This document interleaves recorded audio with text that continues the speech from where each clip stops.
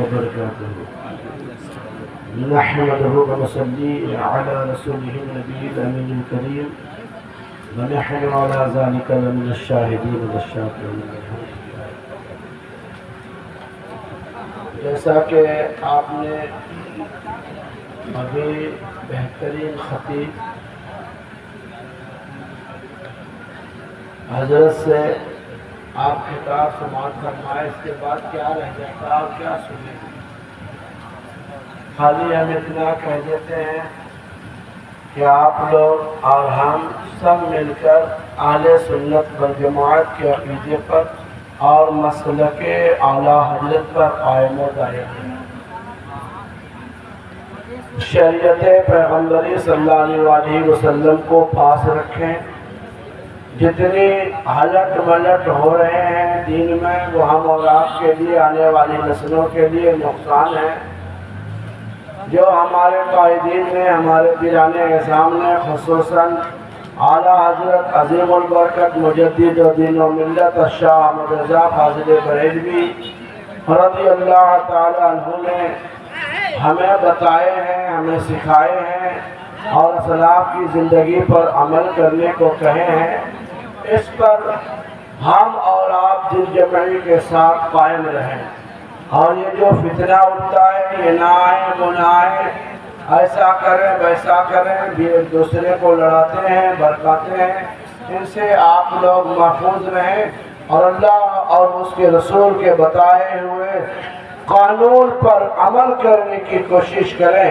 اور اللہ عز و جل ارشاد فرماتا ہے وَاعْتَصِمُوا بِحَبْلِ اللَّهِ جَمِيعًا، اللہ عز و جل کی رسی کو مضبوطی سے تھام لو اور وَلَا تَفَرَّقُوا، آپس میں تفرقہ نہ کرو.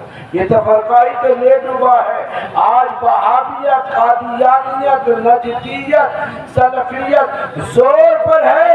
اس کی وجہ فقط یہ ہے کہ ہم نے مصطفیٰ جان رحمت صلی اللہ علیہ وسلم کی مقدس زندگی کو نہ ہم سمجھے ہیں نہ ہم سمجھنے کی کوشش کر رہے ہیں. اور اگر ہم سمجھ بھی رہے ہیں تو ہم اس پر عمل ہی نہیں کر رہے ہیں، اور اگر کوئی عمل کر رہے ہیں تو آپ اسے بے وقوف کہہ رہے ہیں.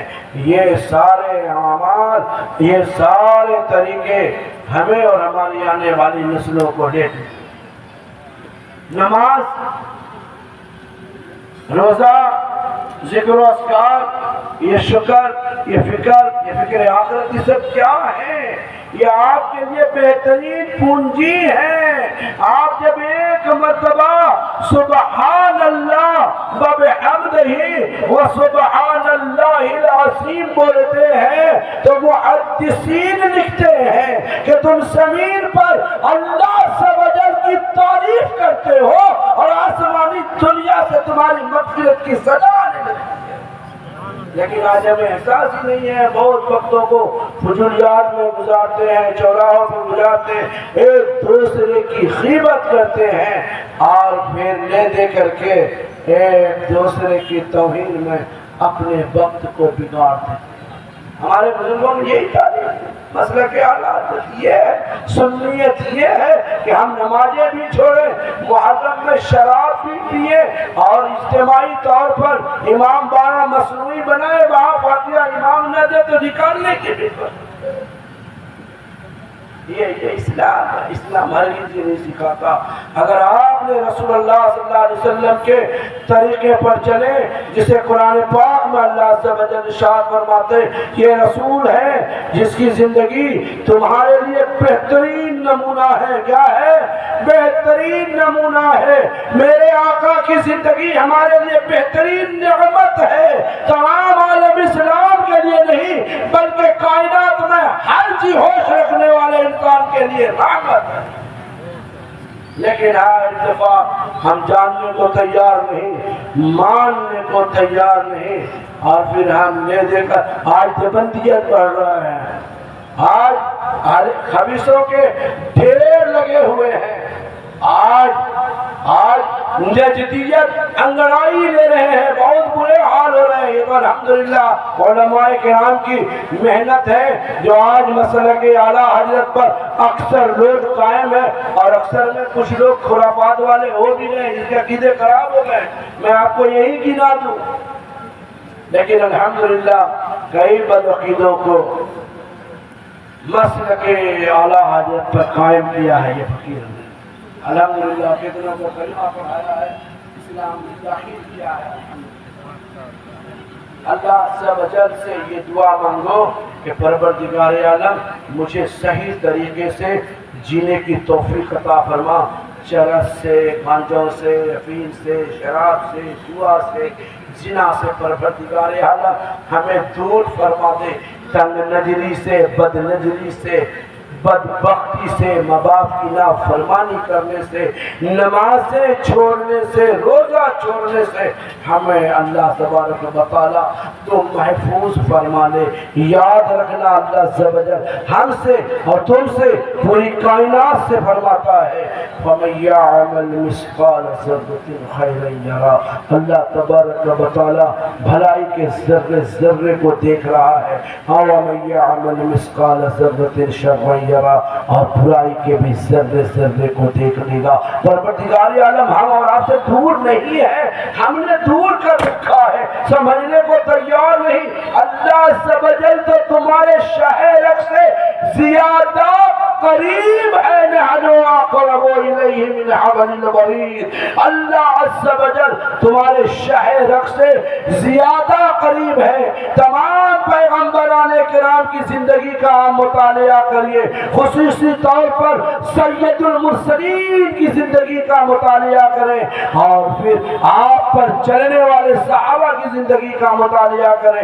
حضرت ابو بکر صدیق سب کچھ لٹا رہے ہیں، روئے جا رہے ہیں، سیدنا عمر ابن خطاب ایک تینکے کو ہاتھ میں پکڑ کر روئے جا رہے ہیں، حضرت عثمان ذو النورین ہزاروں ہزار غلاموں کو آزاد کرا کر روئے جا رہے ہیں، مولا کائنات پوری زندگی وقف کر دی اللہ کی رضا کے خاطر، پھر بھی سجدے میں روئے جا رہے ہیں۔ صحابہ فرماتے ہیں حضور سبب کیا ہے اس طرح رونے کی؟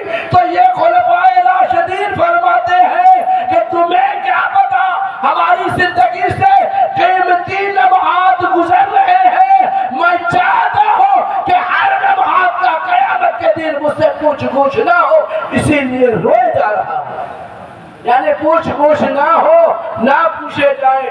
اور یہ لوگ کیسے ڈرنے والے ہیں، وَلِمَنْ خَافَ مَقَامَ رَبِّهِ جَنَّتَانِ، جو لوگ اللہ عز و جل کے حضور حاضر ہونے سے ڈرے اس کے لیے دو جنتیں ہیں۔ یہ لوگ جنتی ہونے کے باوجود ایسے روئے کہ ان کی داڑھیاں بھن جایا کرتی تھی، دامن بھن جایا کرتے تھے۔ آج ہزاروں نمازیں ہمارے قائم ہیں، ہزاروں برائیاں ہیں، ہماری آنکھیں گنہگار، ہماری زبان گنہگار، ہم سیاہکار بدکار، پھر بھی اللہ کی بارگاہ میں رونے کو تیار نہیں، ہم اللہ سے بدل کی بارگاہ میں خوف کھانے کو تیار نہیں۔ سیدنا امام اعظم ابو حنیفہ قدس اللہ سرہ العزیز مصلی پر ہیں، روئے جا رہے ہیں، فرماتے حضور ہم نے جب سے ہوش سنبھالی ہے آپ کو کبھی آپ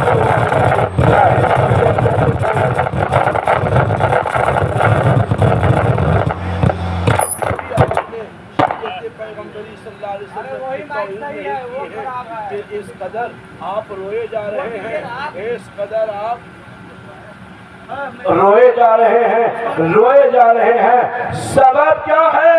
تو سیدنا امام اعظم ابو حنیفہ فرماتے ہیں کہ ہم نے اپنی ذمہ داری کو اللہ عز و جل کی عزت کی قسم تم تک پہنچائے ہیں، لیکن ڈر لگتا ہے کہ کہیں تمہاری نادانی قیامت کے دن مجھے نہ نقصان ہو۔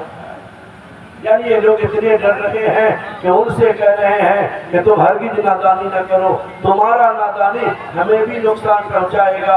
اور پھر اللہ کے رسول صلی اللہ علیہ وسلم فرماتے ہیں میرے صحابیوں، اے میرے چاہنے والوں، ایسے کام کر کے تم ہرگز نہ آنا کہ مجھے قیامت کے دن شرم ہو، شرم آئے۔ اور کیوں کہ ہم سارے پیغمبران کرام کے بیچ میں جلوہ گر رہوں گا، سارے پیغمبروں کے بیچ میں رہوں گا، کہیں تمہاری یہ تمہاری بے باکی، یہ تمہاری تم جو گناہیں عظیم کر کے آؤ گے ہمیں شرمسار نہ کر دے۔